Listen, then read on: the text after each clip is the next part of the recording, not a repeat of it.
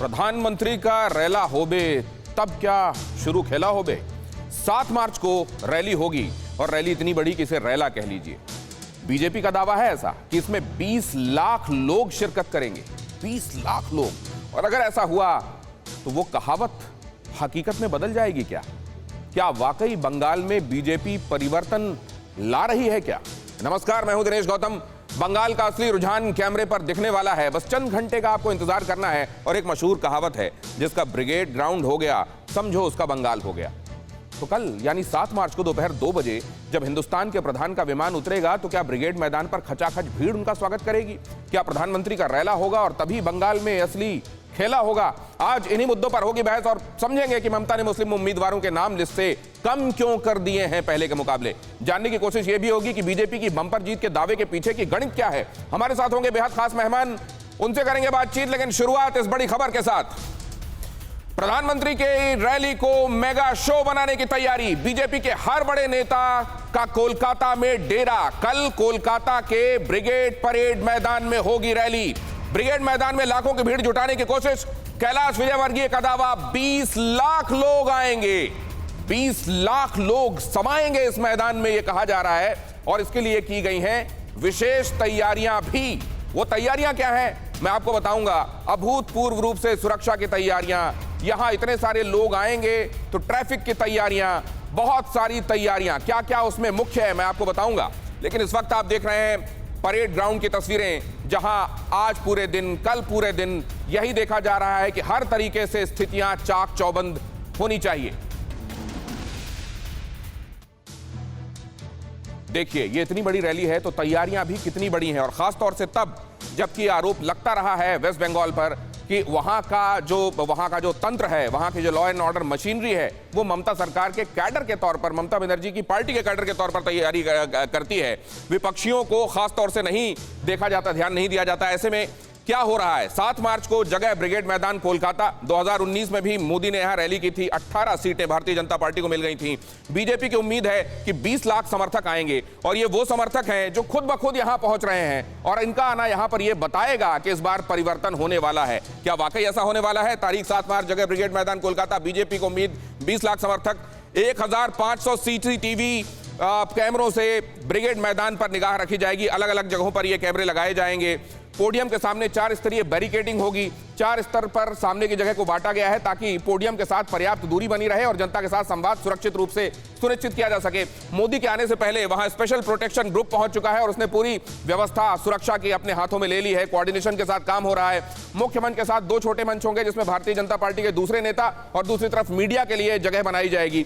और इसके साथ यह भी सुनिश्चित किया जा रहा है कि ट्रैफिक को ऐसा डाइवर्ट किया जाए कि इस जगह पर बहुत ज्यादा प्रेशर ना आए। और वो जगहें जहां से भारी वाहन आ सकते हैं, वहां यह कह दिया गया है कि 7 तारीख की रात 8 बजे तक ट्रकों की एंट्री, बड़ा सामान लेकर पहुंचने वाले वाहनों की एंट्री रोक दी जाएगी। मुख्य मंच के पीछे वो कंट्रोल रूम होगा जहां से ये 1500 सीसीटीवी कैमरे क्या दिखा रहे हैं, इसको कोऑर्डिनेटेड तौर पर देखा जाएगा। 7 मार्च को, जैसा मैंने आपको बताया, रात 8 बजे तक बड़े वाहनों के लिए कर्फ्यू वाली स्थिति रहेगी। इतनी मुकम्मल तैयारियां, इतनी बड़ी तैयारियां और दावे इतने कि इसके पहले आपने कभी ऐसी रैली नहीं देखी होगी। ब्रिगेड मैदान, जहां वामपंथियों से लेकर, बहुत पुराना इतिहास है यहां का। और जब भी यहां रैली हुई है, लोगों ने यहां बात जो कही जा रही है उसके साथ अपना वो मुत्तफिक है ये जाहिर किया है, तो उसके बाद सरकार बदली है। क्या ऐसा इस बार भी होने वाला है? हमारे साथ खास मेहमान जुड़ रहे हैं। सरदार आरपी सिंह साहब हमारे साथ जुड़ रहे हैं, प्रवक्ता हैं भारतीय जनता पार्टी के। खालिद अब्दुल्ला, नेता तृणमूल कांग्रेस के, हमारे साथ आज इस चर्चा में है। शुद्धो बनर्जी, प्रवक्ता बंगाल कांग्रेस, हमारे साथ चर्चा का हिस्सा होंगे। आमिर हैदर जैदी, नेता लेफ्ट, हमारे साथ इस चर्चा का हिस्सा। प्रोफेसर संगीत रागी, राजनीतिक विश्लेषक। आप सभी मेहमानों का बहुत स्वागत करता हूं। सबसे पहले तो ये दावा कर दिया गया है कि अभूतपूर्व भीड़ होगी यहां। गेज कैसे किया जाएगा और इसके लिए तैयारियां जो हैं उसमें फिर से विपक्ष ये तो नहीं कहेगा कि लेकर लोग आए गए और यहां पर खड़े किए गए, जैसा अक्सर हम देखते हैं बड़ी रैलियों के संदर्भ में आरोप लगाया जाता है। सरदार आरपी सिंह साहब, देखिए, कल और आज के बीच में कुछ ही घंटों की फर्क है। आपके वहां पर जो ग्राउंड रिपोर्टर है मुस्तैद होंगे और बाकी चैनलों के भी ग्राउंड रिपोर्टर होंगे। मैं चाहूंगा ये चैलेंज हमारा स्वीकार करें। आप के रिपोर्टर्स, आपके जो बाकी लोग हैं, जरा नजर पैनी रखें और ये ठीक रिपोर्टिंग करें। बताएं कि वो ऐसा कभी पहला ऐसा कार्यक्रम कभी ब्रिगेड मैदान में आज से पहले कभी हुआ है या देखा गया? ये आप रिपोर्ट करिएगा। हमने तो चैलेंज स्वीकार किया है, वहां की बंगाल की जनता ने चैलेंज स्वीकार किया है कि कल वाली जो रैली है प्रधानमंत्री जी की वो भूतपूर्व रैली होगी। ये कल वहां पर स्पष्ट हो जाएगा और उसी से बंगाल की आने वाले दिनों में क्या दिशा होगी, क्या दशा होगी, वो भी स्पष्ट हो जाएगा। और बंगाल की जनता किसको अपना समर्थन दे रही है और किनको अपना सेवा करने का अगला मौका दे रही है, ये भी स्पष्ट हो जाएगा। और ये भी स्पष्ट हो जाएगा कि बंगाल की जनता कटमनी से या बाकी जो और जिस प्रकार के वहां पर दुर्व्यवहार, जिस प्रकार से वहां पर गुंडागर्दी का राज चलता है, उससे किस प्रकार से कल अपने को मुक्ति दिलाने के लिए वहां पर आएंगे। और मैं आपके माध्यम से भी जो आपके व्यूअर्स देख रहे हैं, मैं चाहूंगा कृपा कर टीवी पर टकटकी लगा कर देखिए, जो वहां पर पहुंच सकते हैं पहुंचे, नहीं तो देश भर के बाकी जो व्यूअर्स हैं वो भी टीवी पर टकटकी लगाकर देखें और देखें कि किस प्रकार का बड़ा रैला। आप कह रहे हैं कि आप खुद देखिए, और अगर कहीं आपको ऐसा लगता है कि स्वतः स्फूर्त नहीं है तो बताइए हमको। हमारा तो दावा है कि स्वतः स्फूर्त है और बंगाल में जो सरकार है उससे लोग नाराज होकर भारतीय जनता पार्टी के समर्थन में यहां पहुंचने वाले हैं। खालिद अब्दुल्ला, ये अभूतपूर्व होगा, इस दावे को आप कैसे देख रहे हैं? और खेल शुरू है या खेल तो कल से शुरू होगा? देखिए, आपके लिए अभूतपूर्व है और ये सिंह जी के लिए अभूतपूर्व होगा। मैं इतना जरूर कहूंगा कि ये ब्रिगेड पैरेड ग्राउंड में पहले ऐसा कभी नहीं देखा। ये बिल्कुल सही है, आपकी जो शब्दों का इस्तेमाल किया गया मैं उस पर पूरी तौर से इत्तेफाक रखता हूं और ये कहना चाहूँगा कि ब्रिगेड पैरेड मैदान में इससे पहले बहुत बड़ी बड़ी रैली हो चुकी है और मैं समझता हूं कि चाहे वो 90 से लेके 80 से लेके 2020 तक, लेकिन पहली बार ये हैंगर वाला 5 स्टार इवेंट मैनेजमेंट का स्टेज देखा जा रहा है। ये बिल्कुल आपने सही कहा, सही पकड़ा है आपने, तो ये मुझे कहीं ना कहीं कहने को मिला। दूसरी बात रही कि इतनी बड़ी रैली होगी, रैला का नाम दे रहे हैं, हो सकता है रैली और रैला में इनको फर्क नहीं आता, लेकिन बंगाल की जनता और ये ब्रिगेड पैरेड मैदान एक विटनेस है कि जब जब चाहे वो 1996 में ममता बनर्जी ने एक बहुत विशाल जनसभा, जिसको कहते हैं कि पूरे हिंदुस्तान में ऐसा जनसभा देखने को नहीं मिला था, लगा था कि सरकार कांग्रेस की आ जाएगी। हमें याद है वो दिन, मैं छोटा था, मैं बहुत कम समय में, उस समय मैं राजनीति करता था।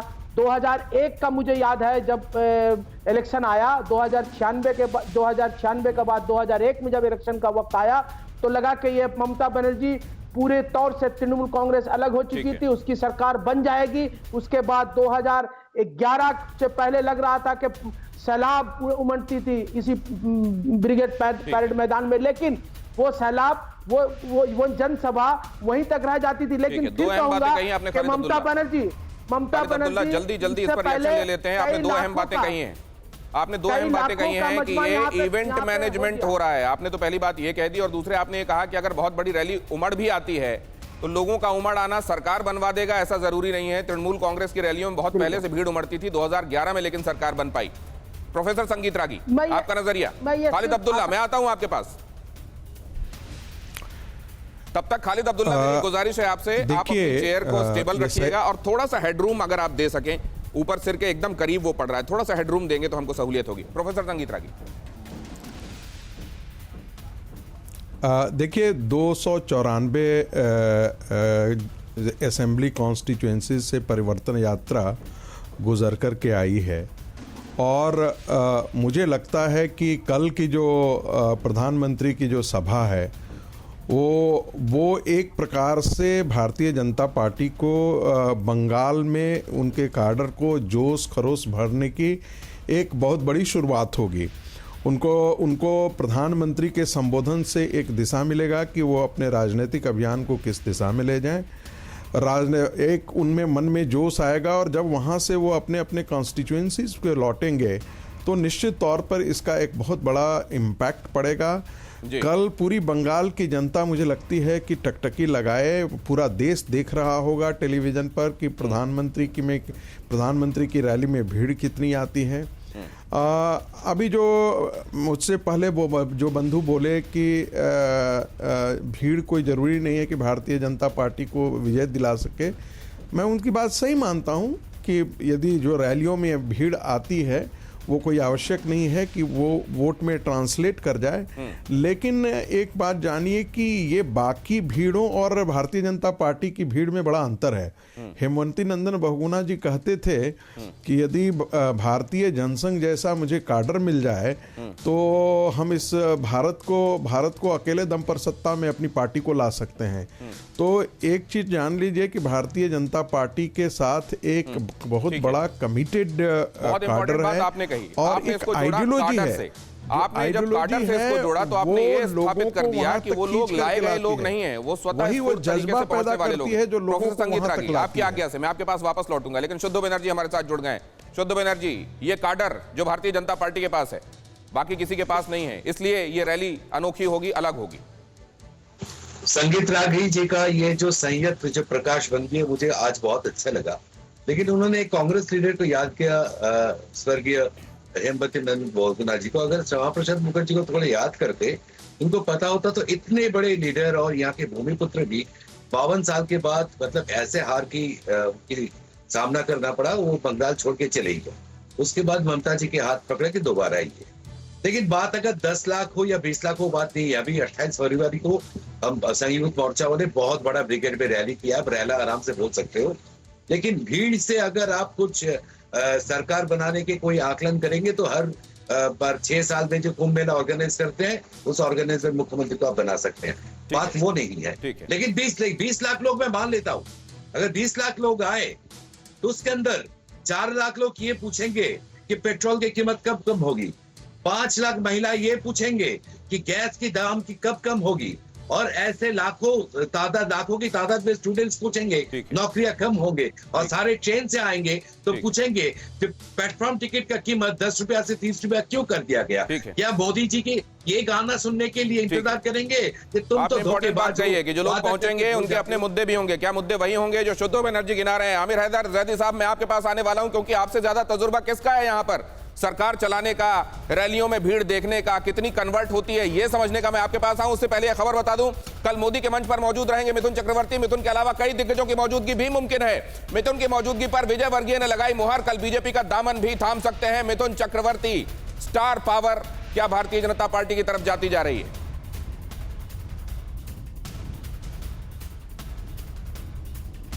हमें लगता है कि बंगाल के इतिहास की सबसे बिगेस्ट रैली होगी, और जिस प्रकार से लोग आ रहे हैं, लोगों का उत्साह है, जनता का उत्साह है, हमें लगता है कि ब्रिगेड ग्राउंड छोटा पड़ जाएगा। अभी सिर्फ 2 ही लोग रहेंगे वहाँ, प्रधानमंत्री जो हमारी सबसे बड़ी सेलिब्रिटी, और जनता। जो भी आएगा, जनता में अगर मिथुन चक्रवर्ती भी आएंगे तो हम उनका स्वागत करेंगे।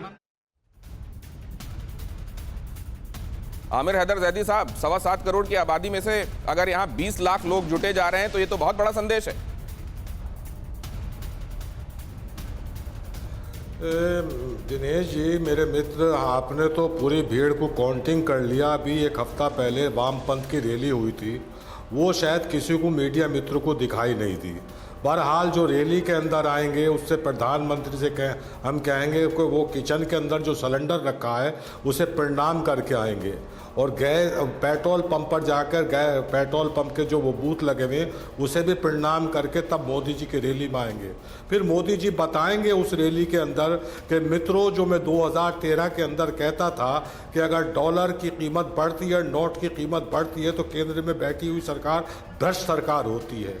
मित्रों, जब मैं 2013 के अंदर चुनाव प्रचार में जाता था, जब मैं ये कहता था कि अगर तेल की कीमतें बढ़ती हैं तो केंद्र सरकार भ्रष्ट होती है, मोदी जी शायद रैली के अंदर ये सब कुछ बताएंगे, और ये भी बताएंगे जो किसान दिल्ली के अंदर जोड़ी पर अपनी MSP की मांग कर रहा है वो देशद्रोही है, वो खालिस्तानी है और वो माओवादी है। ये सब कुछ प्रधानमंत्री अपनी रैली के अंदर बताने वाले हैं। और आज मैं तो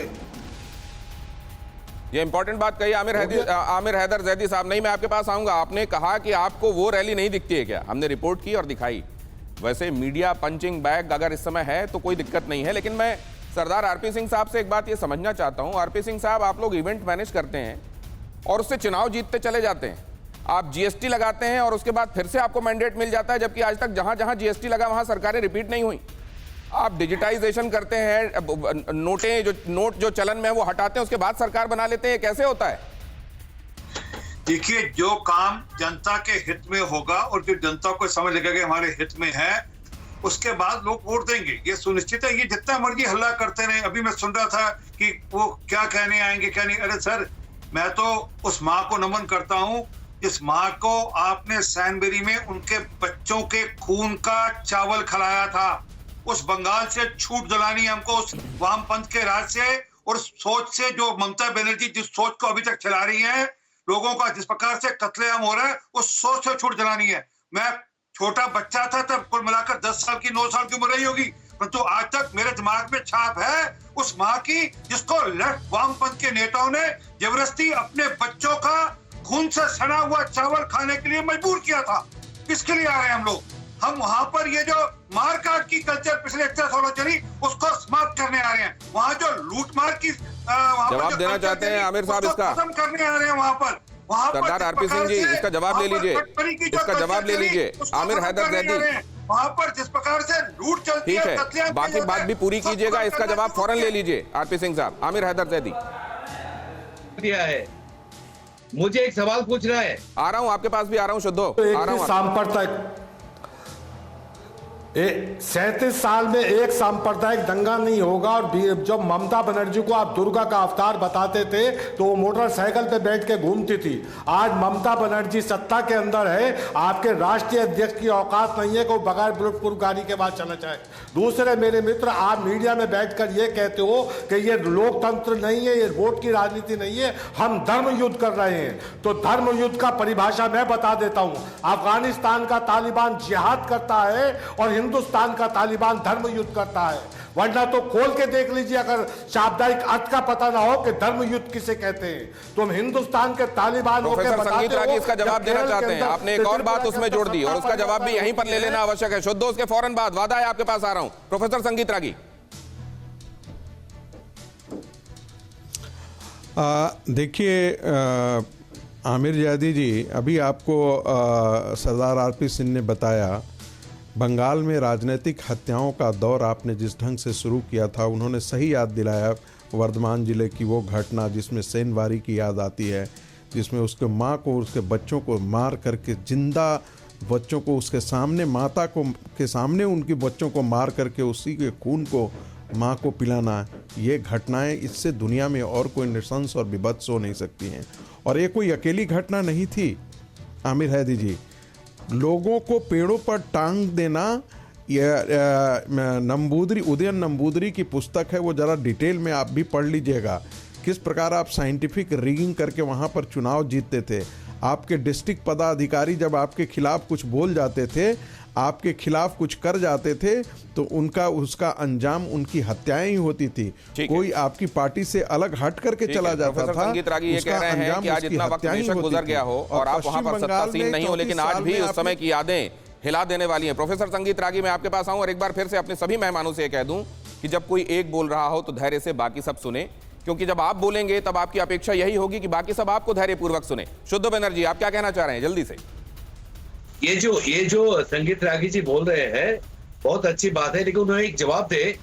अभी मोहन भागवत जी हर बार कहते हैं कि मेरा एक सवाल है उनसे, संघ के आदमी हैं वो, कि हम मनुष्य बनाते हैं, लेकिन बीजेपी का ये आदत कैसा लग रहा है कि दूसरे दल से, खासकर तृणमूल से नेता चुराते हैं। वो क्या अपने टीम में मनुष्य नहीं बना सकते हैं? अपना संगठन नहीं बना सकते बंगाल के अंदर? इतना दिल दहलाने वाली बात छोड़ के आप अगर अपने संगठन के बारे में बोले और अपने खोखलापन के बारे में थोड़ा गौर करें, तब शायद बीजेपी को 2-4 सीटें यहाँ पे मिल जाए। क्योंकि मोदी जी 2014 में प्रधानमंत्री बनने के बाद 2016 में भाजपा को सिर्फ 3 सीटें मिली थी विधानसभा में। तो मोदी जी को तो भूल जाइए और मिथुन चक्रवर्ती के ऊपर मत आए, क्योंकि उनका बहुत ज्यादा इंटरेस्ट है, हम उससे प्यार करते हैं। और अगले दिन पेपर में मोदी जी का फोटो नहीं छपेगा, क्योंकि हर हफ्ते वो आते हैं। मिथुन चक्रवर्ती सालों बाद लोगों के सामने आ रहे हैं, उन्हीं के फोटो छापेंगे। हम हमारे हीरो के देखने के लिए बिल्कुल तैयार है, बेताबी से इंतजार कर रहे हैं। लेकिन क्या आपको लगता है कि 2016 से अब हुगली में बहुत पानी बह चुका है, चीजें बदली नहीं है क्या? जस की तस खड़ी हुई है। मैं आपसे आगे जानूंगा, लेकिन उससे पहले यह खबर सुन लीजिए। भारतीय जनता पार्टी के उम्मीदवारों का इंतजार लगभग खत्म होने वाला है। कुछ ही देर में नामों का ऐलान हो सकता है। पहली लिस्ट कुछ ही देर बाद रिलीज होगी। बंगाल चुनाव को लेकर यह पहली लिस्ट आने वाली है। बंगाल चुनाव में पहली लिस्ट में क्या दिखाई देता है, क्या रिफ्लेक्शंस मिलते हैं, तरजीह किनको दिखाई देती है, ये जाहिर है बहुत जल्द इंतजार समाप्त होने वाला है। और इस मामले में तृणमूल कांग्रेस, जैसा कि समझा जा रहा था कि सबसे पहले पत्ते वो खोलेगी, उसने खोल दिया और उसने स्पष्ट भी कर दिया कि उसकी तरफ से कैंडिडेट कौन होने वाले हैं। 291, क्योंकि बाकी 3 छोड़ी हुई उसने दार्जिलिंग में अपने सहयोगियों के लिए, बाकी सब पर अपने नाम क्लियर कर दिए। ये अब जरा ये भी समझें कि ये कहानी यहां से आगे बढ़ती कैसे है। रैली के संदर्भ में आपने समझा, रैली को लेकर हमारे मेहमानों के जो नजरिए हैं वो भी आपने देखे और जाने, लेकिन ममता का भरोसा क्या मुसलमानों से हटा है? क्योंकि हम टिकट की बात कर रहे हैं, किसको तरजीह मिल रही है इसकी बात करते हैं, और जैसे ही टिकट्स सामने आती हैं कि किसको कितने मिले, सबसे पहले निगाह इस पे जाती है कि कितने माइनॉरिटी को कितनी तरजीह मिली, महिलाओं को कितनी तरजीह मिली। और उस हिसाब से आप देखिए टीएमसी में क्रमशः अगर मुस्लिम माइनॉरिटी की बात करें तो टिकट पहले से घटी है। देखिए महिला उम्मीदवार बढ़ी हैं पहले से, इसकी वजह यह मानी जा रही है कि 49% जो वोट है वहां पर महिलाओं को उसको अपनी तरफ करने की कोशिश है। दूसरी बात यह है कि 114 नए चेहरे, इसमें यह दिखाई देता है कि एंटी इनकम्बेंसी बहुत बड़ी चिंता है, इसीलिए चेहरे बदले गए हैं ताकि चेहरों से जो गुस्सा है वो कम हो सके, या वहां से हटाकर दूसरी जगह से लड़ाए जा रहे हैं लोग जिनको एंटी इनकम्बेंसी के बावजूद हटाया नहीं जा सकता था। और तीसरी बात आप यहां पर यह देखिए कि मुस्लिम उम्मीदवार पहले के मुकाबले घटे हैं। ये 3 हाइलाइट्स हैं तृणमूल कांग्रेस की जो सूची जारी हुई है उसकी। मुस्लिम कैंडिडेट कैसे घटे हैं देखिए, 2011 में जब पहली बार सत्ता में आई ममता बनर्जी, तब उन्होंने 28 लोगों को टिकट दिए थे। 2016 में उन्होंने 57, सबसे ज्यादा, और ये अभी तक की सबसे ज्यादा अभूतपूर्व उनके नंबर्स के हिसाब से जीत भी थी। 2021 में लेकिन उन्होंने ये नंबर कम कर दिया है, 42 को टिकट दिए हैं। क्या इसके पीछे स्ट्रैटेजी ये है? प्रशांत किशोर ने यह समझाया होगा कि ध्रुवीकरण चल रहा है, अगर आप ज्यादा कैंडिडेट्स को मुस्लिम टिकट देंगी तो उसका यह नतीजा हो सकता है कि दूसरी तरफ काउंटर पोलराइजेशन हो और भारतीय जनता पार्टी को हिंदुओं के वोट ज्यादा मिल जाएं। इसलिए आप इसका ध्यान रखिएगा कि यह ज्यादा ना होने पाए। लेकिन कितना कम है, कितना ज्यादा है, कितना संतुलित, यह कैसे तय किया जाएगा? क्या ममता को हिंदू वोटों के ध्रुवीकरण का डर है क्या? आइए अब इस बात को समझते हैं। खालिद अब्दुल्ला साहब।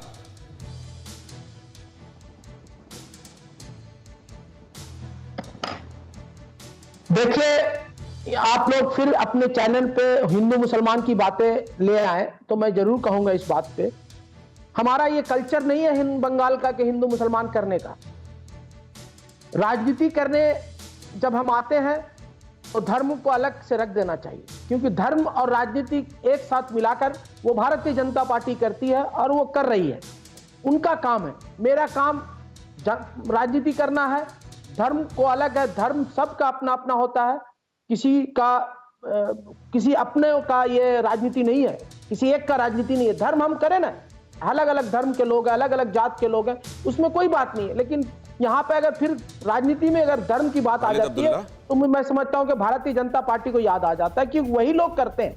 और उसी तरह से आप खालिद अब्दुल्ला, एक बात आपसे जानना चाहता हूं। मैं समझूंगा कि आप भी लगता है कि कहीं ना कहीं भारतीय जनता पार्टी की बातों को, आपने आरोप लगा दिया, लेकिन मैं पहले आपसे ये सवाल पूछना चाहता हूं कि ये जो आपने कैंडिडेट्स जारी किए हैं, इसमें जो ये रिफ्लेक्ट हो रहा है कि कितनी माइनॉरिटी, मुस्लिम माइनॉरिटी के कितने लोग हैं, महिलाएं कितनी है, ये इत्तेफाकन हो गया? इसके लिए कुछ आपने ब्रेनस्टॉर्मिंग नहीं की है? इसको लेकर आपने कोई वहां पर बैठकर चर्चा नहीं की? एक लिस्ट निकाली है कैंडिडेट्स की, उसमें अपने आप जो रिफ्लेक्ट हो रहा है उससे मतलब निकाले जा रहे हैं, असल में आप लोगों ने ऐसा कुछ नहीं किया, ये कहना चाहते हैं आप? देखिए मैं फिर कह रहा हूं कि इलेक्शन का दौर हमेशा आता है। पार्टी में अगर देखा जाए तो ममता बनर्जी बात का सीधे जवाब दे देते खालिद अब्दुल्ला तो ज्यादा स्पष्ट चीजें समझ में आती। आपने एक आरोप लगाया, मैंने आपसे एक सवाल पूछा। ऐसा क्यों है कि जिस सच्चाई को हम लेकर चलते हैं उसको सामने बैठकर हम नकारते हैं? क्यों नहीं उसको मान लेते कि हाँ ऐसा चलता रहा है और ऐसा चलता है? क्यों नहीं मानते हम कि आइडेंटिटी पॉलिटिक्स की जाती है? क्यों नहीं मानते कि हम इसका ध्यान रखा जाता है? आप एक सच को नकारते क्यों है? जो आप करते हैं वो मानते क्यों नहीं है? प्रोफेसर संगीत रागी, आता हूं खालिद अब्दुल्ला आपके पास आता हूं। दिनेश जी, इन्होंने कहा बंगाल में हिंदू मुसलमान नहीं होता है। क्या नोआखाली लोगों ने भूल गया? नोआखाली के बाद ही तो बंगाल के विभाजन की तस्वीर उभर करके आई थी। मालदा और वसीर घाट क्या लोगों ने भूल गया? ये हिंदू मुसलमान के नाम पर नहीं हुआ है तो और क्या? टीवी राजेश्वर की रिपोर्ट क्या कहती है? पश्चिम बंगाल के मुसलमान बांग्लादेशियों को इसलिए बॉर्डर पर बसा है। आप लोग अपना नजरिया बदलिए तृणमूल कांग्रेस को लेकर। नहीं, सुन लीजिए ना, इसलिए सुन लीजिए, मैं बस तो 10 मिनट में अपनी बात, 10 सेकंड में अपनी बात खत्म कर दूंगा। आप अभी बोलोगे भी तो देखिए, आवाज आपकी जाएगी नहीं ऑन एयर। सभी मेहमानों से निवेदन है कि जिसकी बारी है वही बोलें प्लीज, वरना आप बोलते हुए दिखेंगे आवाज नहीं जाएगी और ये मुझे ठीक नहीं लगेगा। प्रोफेसर संगीत रागी। देखिए, टीवी राजेश्वर की रिपोर्ट में बहुत साफ था कि पश्चिम बंगाल के बॉर्डर इलाके से हिंदू भाग करके इसलिए आए क्योंकि बांग्लादेश के मुसलमान वहां पर बसे, उनको बसाने में मदद की वहां के पश्चिम बंगाल के मुसलमानों ने, ताकि उनकी जनसंख्या बढ़े। उनकी जनसंख्या बढ़ेगी तो उनकी राजनीतिक हैसियत बढ़ेगी और निश्चित तौर पर बंगाल में आज 123 ऐसी कॉन्स्टिट्यूएंसी है जिसकी धार्मिक तस्वीर बदल चुकी है। ये हकीकत है और हिंदू मुसलमान नहीं होता है। मैं तो कहता हूं बंगाल में आज लड़ाई जो है वो वाकई पहचान की है। पिछले 2019 के चुनाव में 70% मुसलमानों ने तृणमूल कांग्रेस को वोट किया था और 57% हिंदुओं ने भारतीय जनता पार्टी को वोट किया था। यह तस्वीर, यदि भारतीय जनता पार्टी, यदि पोलराइजेशन होती है, और नहीं होने का मुझे कोई कारण नहीं है, क्योंकि पिछले 10 साल के अंदर तृणमूल कांग्रेस ने जितना जवाब वहां जा रहा है, आपने अपना जवाब दे दिया प्रोफेसर संगीत रागी। इससे आगे बढ़ना आवश्यक है। आपने ये जो बात कही है इसको थोड़ा आगे बढ़ाना जरूरी है। खालिद अब्दुल्ला ने जो बात कही थी, शुद्धो बनर्जी से बात मैं समझना चाहता हूं। शुद्धो बनर्जी, ये वैसा है कि मत कहो आकाश में कोहरा घना है, ये किसी की व्यक्तिगत आलोचना है, ये वैसा है या वाकई ये चीजें होती हैं और इसको मानना चाहिए? देखिए, बंगाल के अंदर चुनाव के जो आपने जिस संदर्भ में आप इतने परसेंट बोल रहे हैं, उसमें हिंदू मुस्लिम का कोई बात नहीं होता। यहाँ पे ठाकुर, जादव, ओबीसी, एससी का वोट नहीं होता है। तो जो संगीत रागी जी उस पूरी चीज को दूसरे चीज में ढलने की कोशिश किया, उनकी आदत पड़ चुकी, इतने साल से संघ में है, तो उसका बुरा नहीं मानता हूं। बात यह है, जब मोदी जी डिमोनेटाइजेशन करते हैं तब हिंदू ज्यादा नुकसान होते हैं ना मुसलमानों को ज्यादा नुकसान होता है? जब ममता जी के गुंडे तोलाबाजी करते हैं, अगर गुंडा में मुसलमान है जिनसे तोल रहे हैं, जिनके पर अत्याचार हो रहे हैं, वो भी मुसलमान हो सकते हैं। जब पंजाब से भाजपा का सफाया हो गया, आप क्या ये बोलेंगे पंजाब एक मुस्लिम मेजोरिटी स्टेट हो गया? बात ये नहीं है, बात मुद्दों के हैं। आप ये मुद्दे जब तक छुपाने की कोशिश करेंगे, मुद्दे और भयंकर चेहरा लेके उभर के आएंगे। आज 100वां दिन हो गया किसान आंदोलन का। क्या किसान जो बैठे हुए हैं वो ज्यादातर मुसलमान है? मोदी जी को 31% वोट मिला है और देश में हिंदू कितने परसेंट है? आप क्या बोलेंगे? बाकी सारे हिंदू मोदी जी को वोट दिया है। तो आरएसएस और बीजेपी के झूठ का बिल्कुल सामना करना पड़ेगा और बंगाल में आके उनको पता लगेगा कि ये इंपॉर्टेंट बात कही है आपने, शुद्धो बनर्जी, बहुत इंपॉर्टेंट बात कही है और इस पर जवाब ले लेना चाहिए। आरपी सिंह साहब, आपके पास आ रहा हूं। अगर आप इंक्लूसिव पॉलिटिक्स की बात करते हैं तो आप हिंदू मुसलमान के चश्मे से चीजों को कैसे देख सकते हैं? जब देश में 10 करोड़ से ज्यादा शौचालय बनाए जाते हैं तो ये तो नहीं पूछा जाता मुसलमान बहन का घर है या हिंदू का घर है। जब हर गांव में बिजली पहुंचाई जाती है, यूपी में अखिलेश यादव जी करते थे। हम लोग ने कभी नहीं किया कि देश के हर गांव में बिजली जाए, इसकी चिंता करिए, हर घर तक बिजली जाए, इसकी चिंता की जा रही है, बिना सोचे कि हिंदू की है या मुसलमान की है। जब लोगों को सिर पे छत दी जा रही है, मकान दिए जा रहे हैं मोदी जी की तरफ से, तो ये पूछ कर नहीं दिया जा रहा कि हिंदू का है मुसलमान का है। हाँ, ये भी नहीं पूछा जा रहा तुमको 5 लाख का हेल्थ इंश्योरेंस दिया, जो कि ममता बनर्जी ने होने दिया अपने यहाँ। 5 लाख की हेल्थ इंश्योरेंस की स्कीम है, आप मुसलमान हो या हिंदू हो। हाँ, एक बात संगीत रागी जी भूल गए, वो थी कि हिंदू मुसलमान किए ममता बनर्जी ने ना।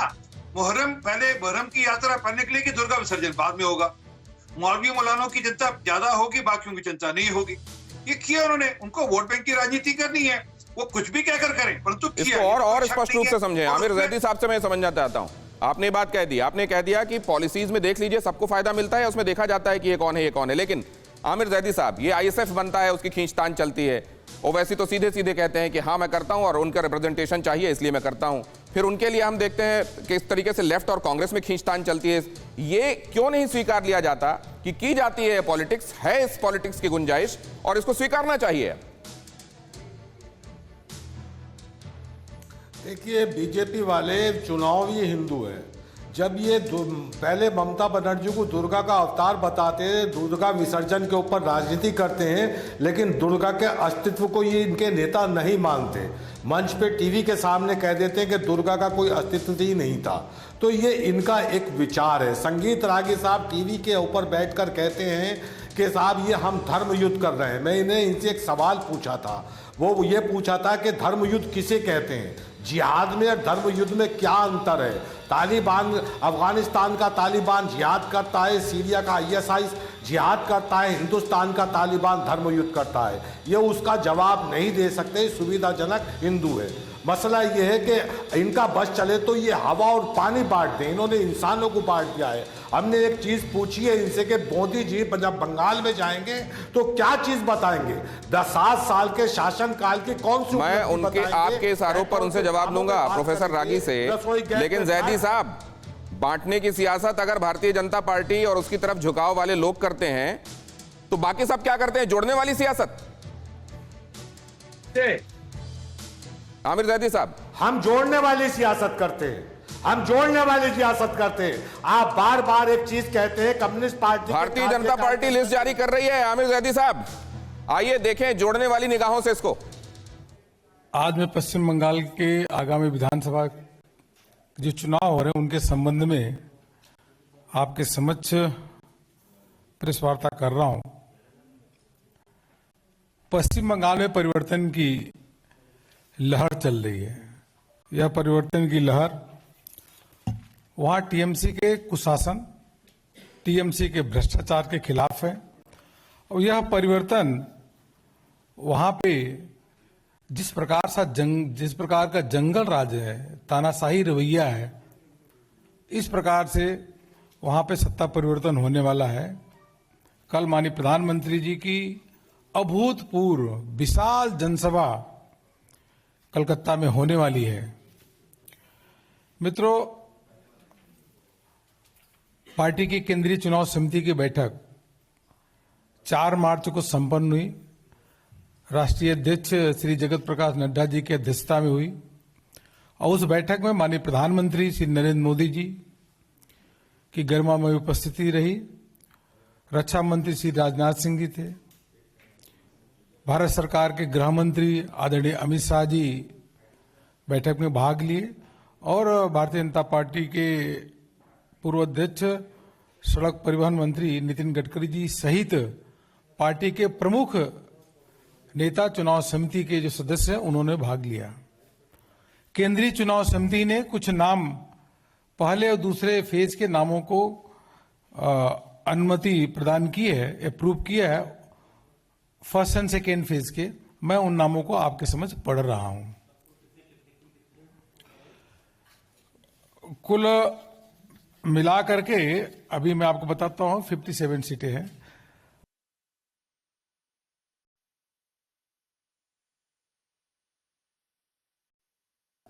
है वहां से श्री शांतनु प्रमाणिक की पार्टी ने प्रत्याशी बनाया है। कांति दक्षिण से श्री अरूप कुमार दास, रामनगर से स्वदेश रंजन नायक से श्री रविन्द्रनाथ मैती, खेजूरी जो SC के लिए सीट रिजर्व है वहां से श्री शांतनु प्रमाणिक की पार्टी ने प्रत्याशी बनाया है। कांति दक्षिण से श्री अरूप कुमार दास, रामनगर से स्वदेश रंजन नायक, इग्रा से श्री अरूप दास को पार्टी ने प्रत्याशी बनाया है। दांतन से श्री शक्तिपद नायक को पार्टी ने टिकट दिया है। नया ग्राम से श्री बाकुल मुर्मू पार्टी के प्रत्याशी होंगे। गोपी बल्लभपुर से श्री संजीत महतो, झारग्राम से श्री सुखमय सतपति, केसरी जो SC सीट है वहां से श्रीमती सोनाली मुर्मू, खड़गपुर से श्री तपन भुइया पार्टी के प्रत्याशी होंगे। गरबेटा से श्री मदन रुईदास,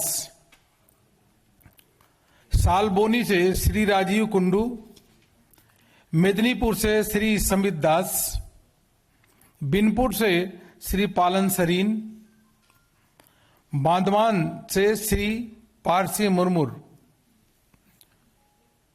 बलरामपुर से श्री बनेश्वर महतो। उसी के साथ ही कंसेंसी नंबर है 240 240 बाघमुंडी है। यह सीट आजसू के लिए पार्टी ने अपने छोड़ी है, सहयोगी दल के लिए एक सीट आजसू के लिए सीटें छोड़ी है। Constituency number 240 Baghmundi. जयपुर से श्री नाराहरी महतो, पुरलिया से श्री सुदीप मुखर्जी, ये पहले विधायक भी थे। मन बाजार से श्री गौरी सिंह सरदार, पैरा से श्री नंदिया चंद बावरी, रघुनाथपुर से एडवोकेट विवेकानंद बावरी, साल्टोरा से श्रीमती चंदना बावरी, छटना से श्री सत्यनारायण मुखर्जी, रानीबांध से श्री खुदीराम टुडू, रायपुर से श्री सुधागंसु हंसदा। यह पहले फेज के नाम अभी आपके समझ मैंने पढ़ा, अब सेकेंड फेज पे आ रहा हूं। गोसाबा से श्री चित्ता प्रमाणिक, पथ प्रतिमा से श्री आसित हलधर, काकद्वीप से श्री दीपांकर जना, सागर से श्री विकास कामिना, ताम्लुक से डॉक्टर हरे कृष्णा बेरा, पंसकुरा पूरब ईस्ट, वहां से श्री देवाव्रत पटनायक, पंसकुरा पश्चिम से श्री सिंधु सेनापति, मोयना सीट महत्वपूर्ण है, यहां से प्रसिद्ध क्रिकेटर श्री अशोक दिंदा को पार्टी ने प्रत्याशी बनाया है। नंद कुमार से श्री नीलांजल अधिकारी, महिषा दल से श्री विश्वनाथ बनर्जी, हल्दिया से श्रीमती तापसी मोंडल, ये पहले विधायक थी, तापसी मंडल पहले शिवाज एमएलए।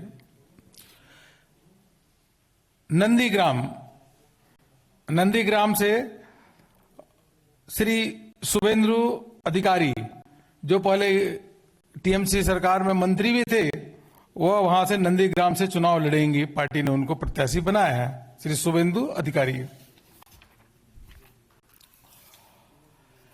चांदीपुर से श्री पुलकांति गुरिया, नारायणगढ़ से श्री राम प्रसाद गिरी, सबंग से श्री अमूल्य मैती, पिंगला यह सीट है श्रीमती अंतरा भट्टाचार्य, देबरा यहां से श्रीमती भारती घोष, जो आईपीएस ऑफिसर थी, भारती घोष, उनको पार्टी ने प्रत्याशी बनाया।